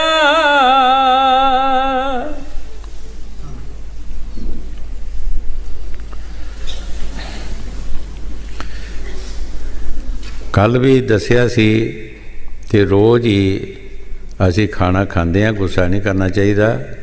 ਜਦੋਂ ਅਸੀਂ ਖਾਣੇ ਤੋਂ ਨਹੀਂ ਅੱਕਦੇ, ਪਰੌਂਠੀਆਂ ਤੋਂ ਨਹੀਂ ਅੱਕਦੇ, ਚਾਹ ਪੀਣ ਤੋਂ ਨਹੀਂ ਅੱਕਦੇ, ਤੇ ਗੱਲਬਾਤ ਦਾ ਵੀ ਗੁੱਸਾ ਨਹੀਂ ਕਰਨਾ ਚਾਹੀਦਾ।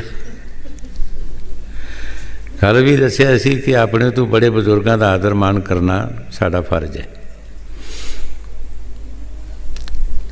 ਅਸੀਂ ਕਿਸੇ ਨੂੰ ਸੁੱਖ ਦਿਆਂਗੇ, ਅਸੀਂ ਸੁੱਖ ਲੈਣ ਦਾ ਕੋਈ ਨਾ ਕੋਈ ਸਾਨੂੰ ਅਸੀਂ ਆਸ਼ਾ ਰੱਖਾਂਗੇ।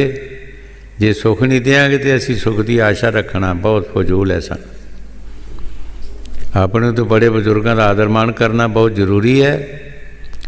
ਬਾਕੀ ਜਿਹੜੇ ਨਸ਼ੇ ਪੱਤਿਆਂ ਦਾ ਕੰਮ ਚੱਲਿਆ ਹੈ ਦੁਨੀਆ 'ਤੇ, ਅੱਗੇ ਵੀ ਕਈ ਵਾਰ ਦੱਸਿਆ ਹੈ ਕਿ ਬਹੁਤ ਸਾਰੇ ਲੋਕ ਨੌਜਵਾਨ ਲੜਕੇ ਸਾਡੇ ਦੇਖਦਿਆਂ ਹੀ ਮੌਤ ਦਾ ਸ਼ਿਕਾਰ ਹੋ ਚੁੱਕੇ ਆ ਉਹਨਾਂ ਚੀਜ਼ਾਂ ਦੇ ਨਾਲ। ਕੋਈ ਸ਼ਿਕਾਰ ਹੋਣ ਵਾਲੇ ਹੈ, ਕੁਛ ਉਸ ਲਾਈਨ 'ਚ ਤੁਰਨ ਡਏ। ਇਹਦਾ ਵੀ ਪਰਹੇਜ਼ ਰੱਖਣਾ ਹੈ। ਮਨੁੱਖਾ ਜਨਮ ਬਾਰ ਨਹੀਂ ਮਿਲਦਾ, ਇਹ ਮਿਲ ਚੁੱਕਾ ਹੈ। ਪੌੜੀ ਛੁੜਕੀ ਹੱਥ ਨਾ ਆਵੇ, ਆਲਾ ਜਨਮ ਗਵਾਇਆ। ਮਨੁੱਖਾ ਜਨਮ ਸਾਡਾ ਜਿਹੜਾ ਹੈ ਇੱਕ ਵਾਰ ਚਲਾ ਗਿਆ, ਫਿਰ ਮੁੜ ਕੇ ਨਹੀਂ ਸਾਨੂੰ ਮਿਲਣਾ। ਇੱਕ ਸ਼ਾਇਰ ਨੇ ਲਿਖਿਆ, ਜਿਹੜਾ ਸੁਖਨ ਜ਼ਬਾਨ ਤੋਂ ਨਿਕਲ ਗਿਆ ਮੁੜ ਕੇ ਆਉਂਦਾ ਵਿੱਚ ਜ਼ਬਾਨ ਨਹੀਂ। ਜਿਹੜਾ ਤੀਰ ਕਮਾਨ 'ਚੋਂ ਨਿਕਲ ਗਿਆ ਮੁੜ ਕੇ ਆਉਂਦਾ ਵਿੱਚ ਕਮਾਨ ਨਹੀਂ। ਜਿਹੜਾ ਸਾਡੇ ਮੂੰਹ 'ਚੋਂ ਗੱਲ ਨਿਕਲ ਜਾਣੀ ਹੈ, ਬਾਹਰ ਨਿਕਲ ਜਾਣੀ ਹੈ, ਸਾਡੀ ਜ਼ਬਾਨ 'ਚ ਨਹੀਂ ਆ ਸਕਦੀ। ਜਿਹੜਾ ਤੀਰ ਕਮਾਨ 'ਚੋਂ ਨਿਕਲ ਜਾਂਦਾ ਮੁੜ ਕੇ ਉਹ ਤੀਰ ਲੱਭਦਾ ਨਹੀਂ ਹੈ। ਇਸ ਵਾਸਤੇ ਜਿਹੜਾ ਵਕਤ ਸਾਡਾ ਇਹ ਮਨੁੱਖਾ ਜਨਮ ਦਾ ਸਮਾਂ ਹੈ, ਇਹ ਮਨੁੱਖਾ ਜਨਮ ਸਾਡਾ ਐਵੇਂ ਚਲਾ ਜਾਏਗਾ, ਮੁੜ ਕੇ ਸਾਨੂੰ ਮਿਲਣਾ ਬਹੁਤ ਔਖਾ ਹੈ, ਨਹੀਂ ਮਿਲੇਗਾ। ਇਹਦੀ ਸੇਫਟੀ ਵਾਸਤੇ, ਇਹਦੀ ਤੰਦਰੁਸਤੀ ਵਾਸਤੇ, ਇਹਦੇ ਸੁੱਖ ਵਾਸਤੇ ਸਾਨੂੰ ਵਿਚਾਰ ਕਰਨੀ ਚਾਹੀਦੀ ਹੈ ਕਿ ਅਸੀਂ ਕੀ ਖਾਣੇ ਚਾਹੀਦੇ ਹੈ। ਕਿਆ ਸਾਡੇ ਸਰੀਰ ਦੇ ਅੰਦਰ ਜੋ ਮਸ਼ੀਨਰੀ ਬਣਾਈ ਹੈ ਪਰਮਾਤਮਾ ਨੇ, ਇਹ ਤੁਸੀਂ ਬਾਹਰਲੀ ਮਸ਼ੀਨਰੀ ਦਾ ਅੰਦਾਜ਼ਾ ਲਾ ਲਓ। ਤੁਸੀਂ ਕਿਸੇ ਦਰਖਤ ਦੀਆਂ ਜੜ੍ਹਾਂ ਵੱਲ ਧਿਆਨ ਦਿਓ, ਕੁਛ ਮੋਟੀਆਂ ਵੀ ਹੁੰਦੀਆਂ ਅਤੇ ਕੁਛ ਬਰੀਕ ਹੁੰਦੀਆਂ, ਅਤੇ ਕੁਛ ਧਾਗੇ ਵਰਗੀਆਂ ਬਰੀਕ ਹੁੰਦੀਆਂ ਨੇ। ਇਸੇ ਤਰ੍ਹਾਂ ਤੁਸੀਂ ਹੋਰ ਕਿਸੇ ਮਸ਼ੀਨਰੀ ਦਾ ਹਿਸਾਬ ਕਿਤਾਬ ਲਾਓ, ਉਹਦੇ ਵਿੱਚ ਵੀ ਬੜੀਆਂ ਅਤੇ ਛੋਟੀਆਂ ਨਾੜਾਂ ਹੁੰਦੀਆਂ ਨੇ। ਅਤੇ ਇਸੇ ਤਰ੍ਹਾਂ ਸਾਡਾ ਸਰੀਰ ਜਿਹੜਾ ਹੈ, ਇਹਦੇ ਵਿੱਚ ਵੀ ਜਿਹੜੀ ਅੰਦਰ ਮਸ਼ੀਨਰੀ ਹੈ ਇਹ ਬਹੁਤ ਹੀ ਨਾਜ਼ੁਕ ਹੈਗੀ। ਇਹ ਨਹੀਂ ਸਖਤ ਨਹੀਂ ਕਿ ਅਸੀਂ ਜ਼ਹਿਰੀਲੇ ਖਾਣੇ ਖਾ ਕੇ ਇਹਨੂੰ ਕਾਇਮ ਰੱਖ ਸਕਦੇ ਹਾਂ। ਇਹ ਬਹੁਤ ਨਾਜ਼ੁਕ ਨੇ। ਸਾਨੂੰ ਜੋ ਵੀ ਖਾਣਾ ਚਾਹੀਦਾ ਹੈ, ਪਹਿਲਾਂ ਵਿਚਾਰ ਕਰਨੀ ਚਾਹੀਦੀ ਹੈ ਕਿਆ ਕਿ ਸਾਡੀ ਸਿਹਤ ਦੇ ਮੁਤਾਬਕ ਸਾਨੂੰ ਇਹ ਅੱਛਾ ਰੱਖ ਸਕਦੀ ਹੈ ਜਾਂ ਨਹੀਂ, ਸਾਡੇ ਮਾਫਕ ਹੈਗਾ ਜਾਂ ਨਹੀਂ ਹੈਗਾ। ਕਿਉਂਕਿ ਇਹ ਆਪਣੇ ਆਪ ਦਾ ਆਪੇ ਹੀ ਪ੍ਰਿੰਸੀਪਲ ਹੈ, ਇਹਦਾ ਪੜ੍ਹਾਉਣ ਵਾਲਾ ਕੋਈ ਹੋਰ ਨਹੀਂ ਹੈ। ਪਰਮਾਤਮਾ ਨੇ ਇਸ ਨੂੰ ਸਾਰੀ ਸੂਝ-ਬੂਝ ਦਿੱਤੀ ਹੈ। ਪਰਮਾਤਮਾ ਨੇ ਸਾਰੀ ਸਾਇੰਸ ਇਸ ਨੂੰ ਬਖਸ਼ੀ ਹੈ, ਬਾਕੀ ਕਿਸੇ ਜੂਨ ਨੂੰ ਨਹੀਂ ਹੈਗੀ। ਇਹ ਘਾਟੇ ਵਾਧੇ 'ਚ ਸੋਚ ਸਕਦਾ ਹੈਗਾ। ਅਸੀਂ ਇਹਦੇ ਬਾਰੇ ਵੀ ਸੋਚਣਾ ਹੈ ਕਿ ਅਸੀਂ ਆਪਣੇ ਸਰੀਰ ਨੂੰ ਕਾਇਮ ਰੱਖਣਾ ਹੈ ਅਤੇ ਕਿਸ ਤਰੀਕੇ ਨਾਲ ਰੱਖ ਸਕਦੇ ਹਾਂ, ਕਿਸ ਖਾਣਿਆਂ ਦੇ ਨਾਲ ਰੱਖ ਸਕਦੇ ਹਾਂ।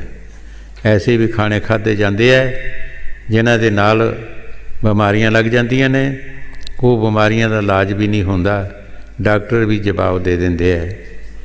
ਆਖਰ ਸਾਨੂੰ ਮੌਤ ਦੇ ਘਾਟ ਚੜ੍ਹਨਾ ਪੈਂਦਾ ਹੈ। ਇਸ ਵਾਸਤੇ ਇਹਨਾਂ ਚੀਜ਼ਾਂ ਦਾ ਵੀ ਧਿਆਨ ਰੱਖਣਾ ਹੈ। ਅਖੀਰਾ ਰਾਜ ਸਵਾਮੀ ਸਾਰਿਆਂ